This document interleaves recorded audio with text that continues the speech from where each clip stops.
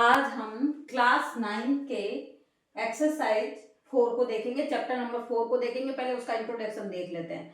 Chapter 4 जो है वो आपका है linear equation in two variables. Linear equation जो टू वेरिएबल्स में, पहले तो समझना है कि लीनियर इक्वेशन क्या होता है। देखो, लीनियर इक्वेशन का मतलब होता है कोई भी इक्वेशन जो जैसे x प्लस वाई है या जैसे 2x प्लस वाई है, ये जो भी इक्वेशन आपके पास में दे रखी है उसमें जो उसकी डिग्री होती है वो 1 से ज्यादा नहीं होनी चाहिए। मतलब x जो है वो x के ऊपर पावर 1 ही होनी चाहिए। इसके ऊपर इसकी डिग्री जो है वो मतलब 1 से ज्यादा नहीं होनी चाहिए, उसको हम लीनियर इक्वेशन बोलते हैं। अब आपके पास में है टू वेरिएबल्स। टू वेरिएबल्स का मतलब है जो इक्वेशन है उसके अंदर वेरिएबल टू होने चाहिए। जैसे 2x प्लस वाई, इसमें x और y दो वेरिएबल है, तो ये लीनियर इक्वेशन कैसी है? टू लीनियर इक्वेशन है। अब यहाँ पे टू लीनियर वेरिएबल इक्वेशन है। अभी आपके पास में जैसे मैं यहाँ 2x इक्वल टू 5 लिखती हूँ या 2x माइनस 5 इक्वल टू 0 लिखती हूँ, तो ये जो वेरिएबल है इसमें आपके एक ही वेरिएबल है x, तो ये वन वेरिएबल इक्वेशन हो गई। और टू में मतलब x और y, a और b, मतलब कुछ भी ऐसे जैसे पीछे आपको जो वेरिएबल दे रखे हैं x और y z लिख सकते हो, p q लिख सकते हो, ये वेरिएबल दो होने चाहिए। ठीक है, तो वो हो जाती है आपके टू वेरिएबल लीनियर इक्वेशन। अब अपने पास में ये जो इस एक्सरसाइज को करने से पहले इसका इंट्रोडक्शन जानना जरूरी है। तो ये सबसे पहले आपको पता चल गया कि लीनियर इक्वेशन किसको कहते हैं। तो लीनियर इक्वेशन का मतलब वो होता है जिसके ऊपर पावर x और y जो अपने वेरिएबल होते हैं उनकी पावर 1 से ज्यादा नहीं होनी चाहिए। फिर वन वेरिएबल इक्वेशन क्या होती है? जिसमें वेरिएबल आपका एक ही होता है। और टू वेरिएबल मतलब जिसमें वेरिएबल दो होते हैं। अब उसके बाद में आपके जनरल फॉर्म को हम ये इक्वेशन जो दे रखी है इसको जनरल फॉर्म में लिखे तो कैसे लिखेंगे? ax plus b y plus c equal to 0। अब यहाँ पे ए बी सी ये क्या चीजें हैं तो ये समझिए।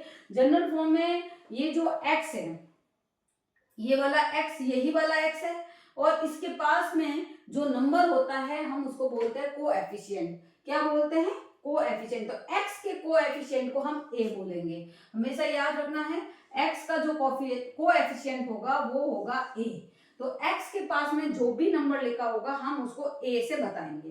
ठीक है, b के पास में ये y के पास में जो भी कोएफिशिएंट है, कोएफिशिएंट मतलब जो नंबर है, यहाँ जैसे x के पास में 2 था तो इसका कोएफिशिएंट a इक्वल टू क्या है? 2। y के पास में कुछ भी नहीं है मतलब 1 है, तो यहाँ b की वैल्यू क्या है? 1।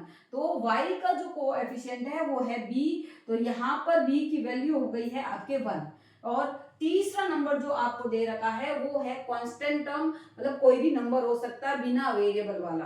तो यहाँ पर ये जो c है, c देखो यहाँ इक्वल में 5 है, अगर इसको हम इधर करें तो ये -5 हो जाएगा। तो यहाँ पर c की जो वैल्यू होगी वो होगी -5। इसी तरीके से एक एग्जांपल और हम दे सकते हैं। इसमें से आपको मैंने ये समझाने के लिए बता रखा, एक x और y के पास में जो नंबर है वो होते हैं कोएफिशिएंट, और उनकी वैल्यू क्या होती है? a और b। जो भी नंबर है वो a और b है। फिर उसके बाद में c है आपका कांस्टेंट टर्म, x और y क्या होते हैं? वेरिएबल होते हैं। अब जैसे मैंने दे दिया 4x minus 4y equal to 3, तो पहले तो आपको इसको जनरल फॉर्म में लिखना है। कैसे लिखना है? 4x minus 4y minus 3 equal to 0। अब x का पास वाला जो कोएफिशिएंट है वो है अपना a, तो a कितना हो गया? 4, b कितना हो गया? -4, c कितना हो गया? -3। ये 3 क्या है? कांस्टेंट टर्म है। इस तरीके से a b c की वैल्यू निकालनी है। जैसे यहाँ पर x और x के पास में तो है, और यहाँ सीधा ही आपको 0 दिया हुआ है, या जैसे कोई नंबर दे दिया 5 है और आपको पूछा ABC निकालो, तो कैसे निकालेंगे? देखो, यहाँ पर पहले तो इसको जनरल फॉर्म में बनाएंगे। कैसे बनाएंगे? 3x प्लस यहाँ अपने पास y नहीं है तो आप इसको यूं लिखेंगे 0y माइनस 5 इक्वल टू 0। इस तरीके से जनरल फॉर्म में आपको बनाना है। अब यहाँ a की वैल्यू कितनी हो गई? 3, b की वैल्यू क्या हो गई? 0, और c की वैल्यू क्या हो गई? -5। इस तरीके से आपको ये इक्वेशन जो दे रखी होती है उस इक्वेशन से आपको ए बी सी की वैल्यू निकालनी है। ठीक है, तो यहाँ तक आपको समझ में आ गया। अब हम आगे चलते हैं एक्सरसाइज की तरफ से। हम अब एक्सरसाइज की ओर चलते हैं। अपने एक्सरसाइज 4.1 में फर्स्ट क्वेश्चन है। उस क्वेश्चन में मैंने लिखा नहीं है, आपको समझा देती हूँ, एक्सप्लेन कर देती हूँ कि एक नोटबुक की जो कॉस्ट है वो पेन की कॉस्ट की ट्वाइस है, ट्वाइस मतलब डबल है, तो आपको इक्वेशन फॉर्म करनी है। अभी हमने क्या माना, let cost of notebook be x, ठीक है, उसके बाद में let the cost of pen be y, ठीक है।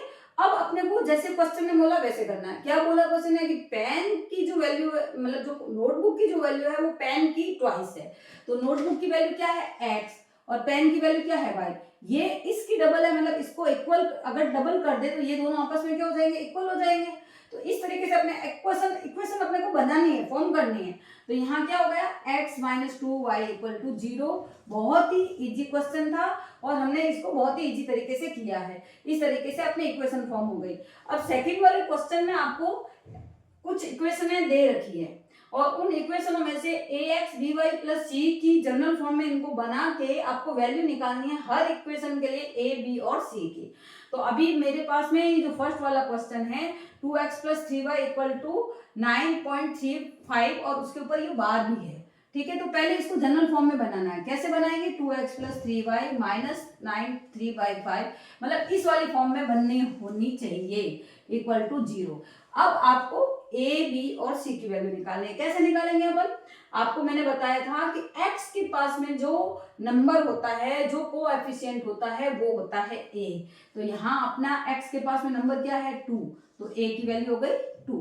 b के पास, y के पास में जो नंबर है वो है अपना b, तो y की वैल्यू क्या हो गई 3। और जो एक कांस्टेंट टर्म होता है वो होता है c, तो c हो गया माइनस का 9.35 और उसके ऊपर बार है तो बार भी लिखना है, ठीक है। तो इस तरीके से हमने ए बी सी की वैल्यू निकालनी। अब सेकंड वाला क्वेश्चन देखो, x के पास में a है तो a की वैल्यू हो गई 1, यहाँ कुछ भी नहीं है। यहाँ आपको ये दे रखा है माइनस वाई बाई 5, ठीक है। तो यहाँ जो y के पास में जो नंबर होता है वो क्या होता है अपना b होता है। तो यहाँ इसके पास के लिए हम क्या लिखेंगे, y के पास में ये लिखेंगे b इक्वल टू माइनस 1/5, ऊपर कुछ भी नहीं है मतलब 1 है, ठीक है। और c की वैल्यू क्या हो गई, c इक्वल टू माइनस 10।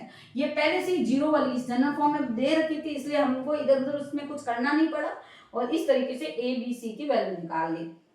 अब तीसरे वाला क्वेश्चन जो है इसमें देखो, पहले तो इसको जनरल फॉर्म में बनाया 2x plus 3y minus 6 equal to 0। अब a की वैल्यू क्या हो गई माइनस का 2, b की वैल्यू क्या हो गई 3 और c की वैल्यू क्या हो गई माइनस 6, ठीक है। अब एक फोर्थ क्वेश्चन आपको दे रखा है x इक्वल टू 3y। पहले तो आप इसको इस तरीके से लिखिए x minus 3y equal to 0। अब यहाँ पर a की वैल्यू तो हो गई 1 क्योंकि x का कोएफिशिएंट क्या 1, b की वैल्यू क्या हो गई माइनस 3 और कांस्टेंट टर्म दे ही नहीं रखा तो उसकी जगह हम c इक्वल टू 0 लिखेंगे। इस तरीके से हम इन क्वेश्चनों को सॉल्व करेंगे। बहुत ही इजी क्वेश्चन है और बहुत ही अच्छी तरीके से आप इसको कर सकते हैं, ठीक है। अगर आपको वीडियो पसंद आया है तो लाइक और सब्सक्राइब करना ना भूलें।